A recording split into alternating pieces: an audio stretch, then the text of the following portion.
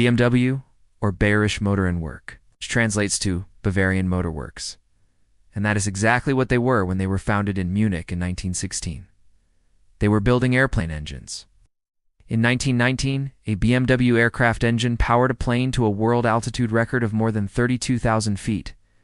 But in the 1920s, Germany was restricted from building aircraft engines after World War I. So BMW had to shift production and find new products to survive. They began making motorcycles, railway brakes, and farm equipment. It wasn't until 1928 that BMW officially entered the car market. That year, they bought Fahrzeugfabrik Eisenach, a small German automaker, for about 500,000 Reichsmarks. This gave BMW the rights to build the Dixie, a licensed version of the British Austin 7. The little two-door wasn't flashy, but it was affordable and reliable. Rebadged as the BMW 315s in 1929, it sold well and gave BMW its first real foothold in the auto industry. This early success allowed them to grow and start developing their own designs in the years that followed. In the late 1920s and early 1930s, BMW began earning a reputation for building sleek and fast machines. Their cars, like the BMW 328 Roadster, were lightweight, stylish, and highly competitive on the track. But BMW's real dominance at the time came from motorcycles. Under engineers like Max Friz, they produced powerful racing bikes that set speed records and won countless events throughout Europe. In fact, in 1937, a BMW motorcycle set a world speed record of over 170 miles per hour, a record that stood for nearly 2 decades. But this racing success didn't always translate into big sales on the street. BMW was still much smaller than giants like Mercedes, Opel, or the rapidly growing Volkswagen. And when Hitler rose to power in 1933, BMW, like all German industry, was drawn into the Nazi rearmament program. The company focused heavily on aircraft engines, producing power plants like the BMW 801 radial engine for the Luftwaffe. By the height of the war, BMW employed tens of thousands of workers across its factories, many of them forced laborers under the Nazi regime. But then in the late 1930s, tensions in Europe escalated into full-scale war. By the early 1940s, Allied bombing raids were hammering German industry, and BMW's factories were prime targets. The main plant in Munich and the Eisenach facility were both heavily damaged. By 1945, when Allied forces occupied Germany, BMW's factories lay in ruins. The company was banned from producing motor vehicles, and for a time it looked as if BMW might never recover. After the war, BMW's Munich plant was dismantled by the Allies, and the company was banned from making motor vehicles. To survive, they turned to pots, pans, bicycles, and even small household engines. By the late 1940s, restrictions were lifted, and BMW slowly began rebuilding.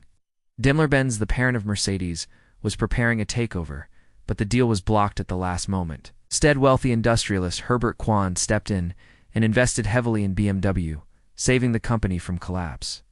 His support kept BMW independent and allowed them to wipe out their debts. Soon after, BMW reorganized its engineering team and launched the development of the new E-Class sedans that would define their future.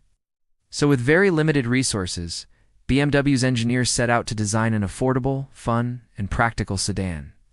The result was the BMW 1500, which launched in 1961 at the Frankfurt Motor Show. It was such a success that BMW quickly expanded it into a lineup known as the New E-Class. The New Class, which included the 1500, 1800, and 2000 models. These cars were sharp, sporty, and reliable, and they completely transformed BMW's image. Sales climbed year after year, giving BMW the money to hire new talent and modernize its factories. By 1966, the company was financially secure and firmly back on track. Then in 1968, BMW pushed into new territory. They developed the E9 Coupe, a sleek, grand tourer that would change the company's image forever.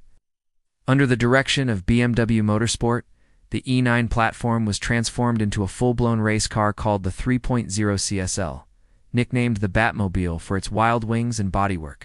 It used a lightweight aluminum body and a modified 3.0-liter inline-six engine, and racing trim produced around 340 to 360 horsepower depending on the series.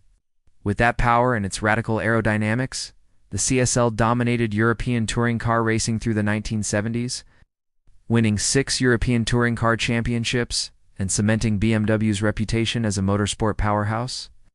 But now BMW wanted a true supercar to challenge Ferrari and Lamborghini. In 1978, they unveiled the BMW M1, the first road car developed by BMW Motorsport. Created in collaboration with Lamborghini before BMW took over the project, it was powered by a 3.5-liter inline-six. The M88 engine, producing 272 horsepower and capable of 162 miles per hour. The M1 used a 5-speed ZF manual gearbox and a mid-engine layout, both firsts for BMW. It didn't have rear-wheel steering, but its sharp chassis and handling made it a serious driver's car. Built in limited numbers, just over 450 units, the M1 never sold in huge volumes, but it became a legend and cemented the M division's identity. And while the M1 was BMW's first supercar, it also paved the way for the car that truly defined BMW Motorsport, the M3. In 1986, BMW launched the E30 M3, a homologation special built so they could go racing in Group A touring car championships. Under the hood was a high-revving 2.3-liter four-cylinder that made around 200 horsepower in street trim and far more in racing form. The E30 M3 quickly became a legend. Its sound, its steering feel, its balance, its boxy good looks. Sure, newer cars are faster and more advanced, but none feel as pure, as raw, or as perfectly balanced as the original M3. For many enthusiasts, it remains the greatest street legend BMW has ever built. When the M3 first hit the streets in 1986, some journalists said it wasn't fast enough. In 1987, Top Gear praised the E30 M3's razor-sharp handling, but wished it had more power. And that's kind of funny because today, tuners build M3 South with double or even triple the original output.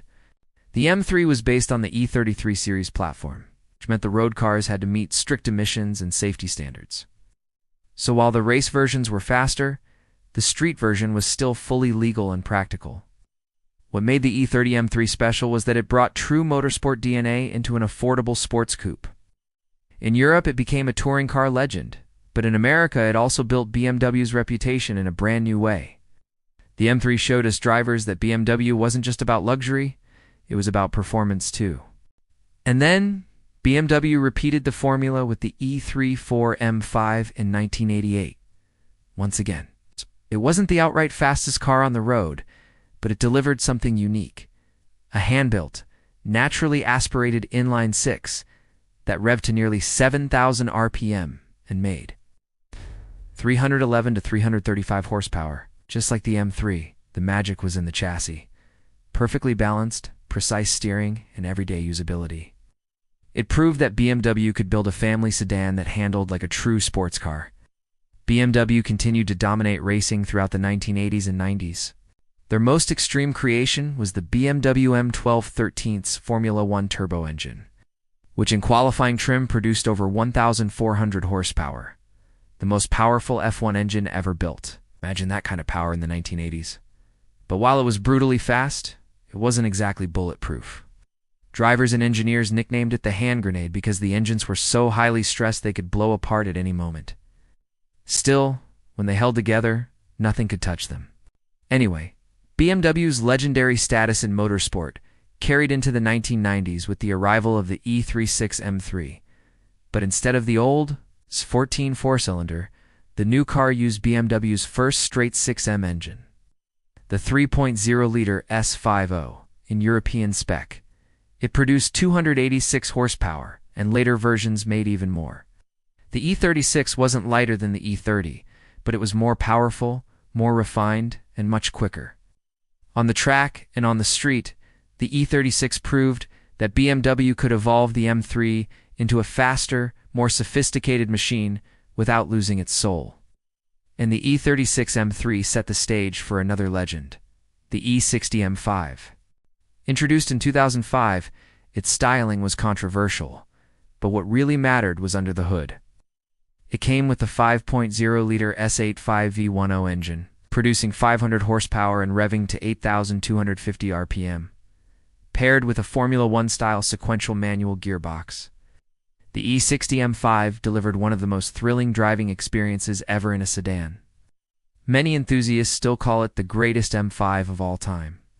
In the early 2000s, BMW expanded aggressively into new markets.